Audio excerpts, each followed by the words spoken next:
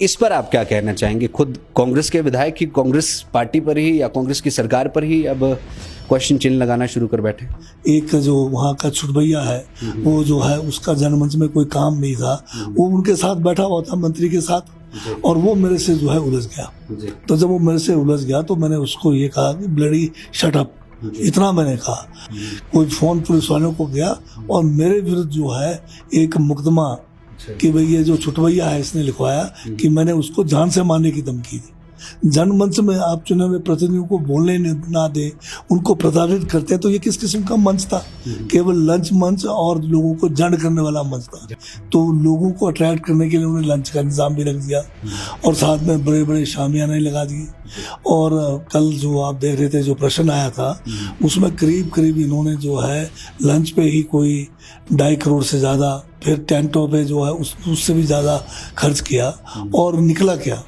और मजबूर करते थे जो प्रार्थी है उनको उस मंच में आकर ये सब सर्टिफिकेट बांटने का सिस्टम बनाया था ताकि लोग उनके इस जनमंच के बहाने वहाँ इकट्ठे हो जाएं, ताकि उनका जो प्रोपेगेंडा है, वो जो मंत्री वहाँ जाते थे जिसका अध्यक्षता ये जनमंच का करते थे, ये जो है वहाँ लोगों का जो है ब्रेन वॉश करने के लिए कोशिश करते थे। तो उसमें एक महिला प्रधान ने मंत्री से उस समय कोई प्रश्न पूछा और मंत्री ने बड़े बेरुखी से उसका जवाब दिया। फिर उसके तुरंत बाद जो है कोई अधिकारी वहाँ पर लोगों को गुमराह कर रहे थे किसी मुद्दे के बारे में। कल काफ़ी चर्चाओं में रहा आपका जो जनमंच को आपने लंच मंच करार दिया, जिसमें कि आंकड़े जब पेश किए गए 2.5 करोड़ का लंच और 2.5-3 करोड़ के टेंट वगैरह, आप पर केस की भी जो है वो बात रही है। इस पर थोड़ा सा प्रकाश डालें। पिछली सरकार ने जो है इनके जब मंत्री कहीं किसी भी इलाके में जाते थे, लोगों ने वहां जाना छोड़ दिया था इनकी जनसभाओं में, तब इन्होंने एक तरीका निकाला। जनमंच के नाम से इन्होंने पब्लिक के पैसे का दुरुपयोग करना शुरू किया, क्योंकि लोग जो है वहां पर जनमंच में भी नहीं आ रहे थे, तो लोगों को अट्रैक्ट करने के लिए उन्होंने लंच का इंतजाम भी रख दिया और साथ में बड़े बड़े शामियाने लगा दिए। और कल जो आप देख रहे थे जो प्रश्न आया था उसमें करीब करीब इन्होंने जो है लंच पे ही कोई 2.5 करोड़ से ज़्यादा, फिर टेंटों पे जो है उससे भी ज़्यादा खर्च किया। और निकला क्या?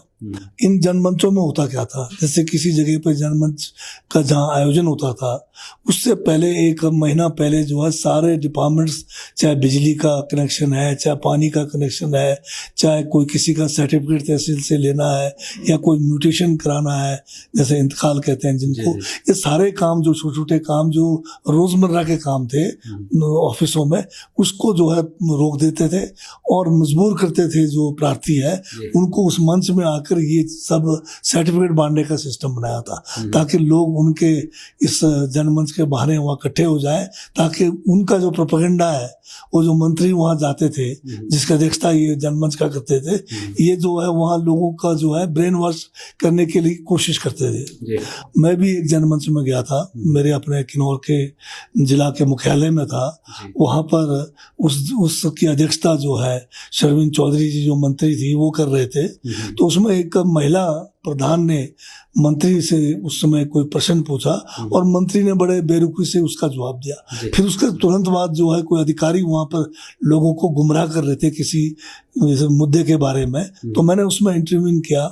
तो मैंने उनसे, मंत्री जो थे उनसे भी निवेदन किया कि महिला के साथ आप जो थोड़ा तमीज़ और उससे पेश आना चाहिए। और जो अधिकारी जो वहाँ पर गुमराह कर रहे थे मुद्दे पर, मैंने उनको भी ये कहा कि ये जो है आप पब्लिक को गुमराह करना बंद कर दो, असली बात जो है वो मैंने वहाँ रखी।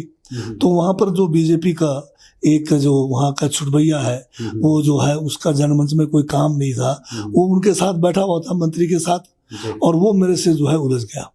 तो जब वो मेरे से उलझ गया तो मैंने उसको ये कहा कि ब्लडी शट अप, इतना मैंने कहा। तो उसके बाद हम लोग जनमंच से निकल गए, काफी लोग मेरे साथ वहां से जनमंच का बहिष्कार करके निकल गए।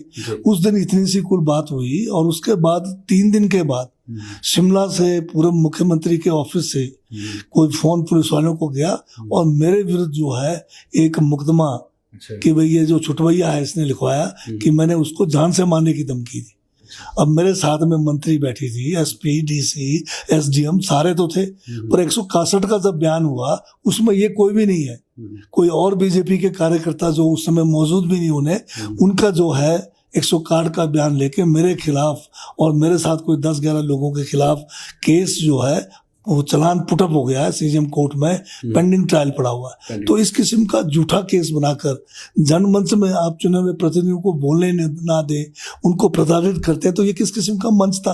केवल लंच मंच और लोगों को जंड करने वाला मंच था। अच्छा सर, यहाँ पर एक पब्लिक ग्रीवेंसेस कमेटी बनाई गई है और किन्नौर की जिम्मेदारी आपको सौंपी गई है, तो क्या ये जो शिकायत निवारण समिति है वो रिप्लेसमेंट है यहाँ पर जनमंच की, या किस तरह से? नहीं, ये कांग्रेस की जब सरकारें रही पूर्व में, हमेशा जो है डिस्ट्रिक्ट लेवल पर, ब्लॉक लेवल पर लोगों के ग्रीवेंसेस को सुनने के लिए कमेटी का गठन किया जाता है, जिसमें जो भी डिस्ट्रिक्ट के जो वहाँ के जो प्रतिनिधि होते हैं, पंचायती राज संस्थाओं से हैं या दूसरे लोग जो है सोशल उसमें है, उनमें से नॉमिनेट करके कमेटी का गठन किया जाता है, जहाँ लोगों की ग्रीवेंसेस को वो लाते हैं और उसका निपटारण किया जाता है, जिसमें सारे अधिकारी जिला का बैठते हैं। तो ये व्यवस्था पहले से भी कांग्रेस के समय हुआ और कांग्रेस के समय में जनता के द्वार जाने का भी कार्यक्रम चला था।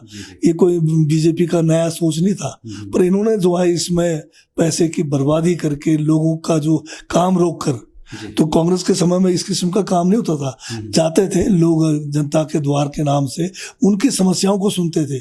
यहाँ तो जो है सर्टिफिकेट बांटने का काम इन्होंने शुरू कर दिया, आपको जो लाइसेंसेस जो है रोक के, आपको जो है कोई कनेक्शन जो है वो रोक के उधर, ताकि लोगों को अपनी ओर आकर्षित करके उनको जो है एकदम से गुमराह करके उनको जो है ब्रेन स्टॉर्मिंग करने का जो अपना प्रोपेगेंडा सुनाने के लिए इकट्ठे करते रहे। जी सर, एक अंतिम प्रश्न आपसे पूछना चाहूँगा।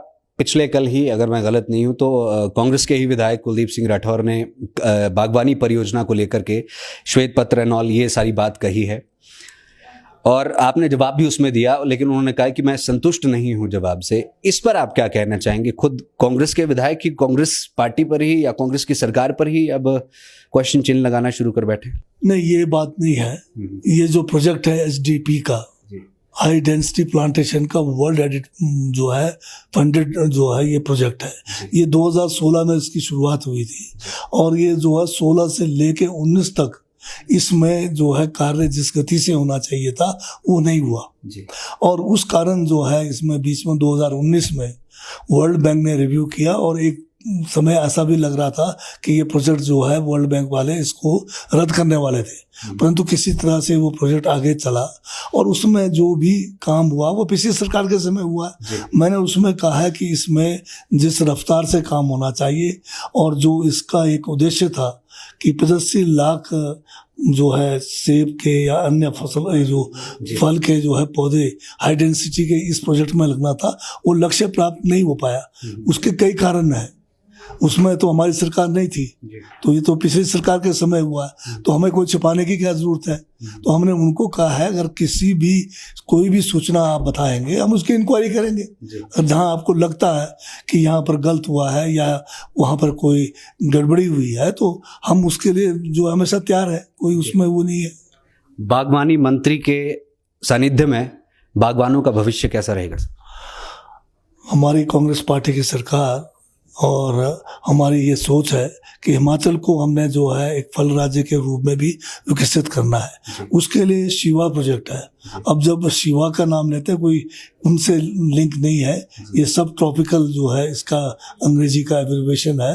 तो इसमें जो है हमें अभी जो है एशियन डेवलपमेंट बैंक से करीब 1000 करोड़ का प्रोजेक्ट मिलने वाला है, जिसका एमओयू सीधा जल्द में साइन होने वाला है। पायलट प्रोजेक्ट में 75 करोड़ खर्च किया, बहुत बढ़िया रिजल्ट पायलट प्रोजेक्ट में आया। इसमें हम जो है निचले क्षेत्र में जो हमारे सिट्रस है, अमरूद है, हमारे अनार है और दूसरे लीची वगैरह अन्य फल है, उसको जो है प्रोपोगेट कर रहे हैं, वो भी हाई डेंसिटी में लगा रहे हैं। इस प्रोजेक्ट में ये फायदा है कि हम क्लस्टर के रूप में जो है बेनिफिशियरीज को जोड़ रहे हैं और टोटल जो है इसका जैसे बाड़ीकरण, बाड़ लगाना, अगर जहाँ पर पशुओं से बचाना है उसमें सोलर फेंसिंग इसमें है, इसके अंदर पानी हमने पहुँचा के देना है, ड्रिप इरिगेशन हमने लगा के देना है, यहाँ तक कि हमने जो है पौधे लगाने के लिए जो खड्डे करते हैं वो भी हमने लगा के देना है और जो प्लांट मटेरियल है वो भी टोटल हमने लगा के देना है और बना के बगीचा जो है बेनिफिशियरी को हैंड ओवर करना है।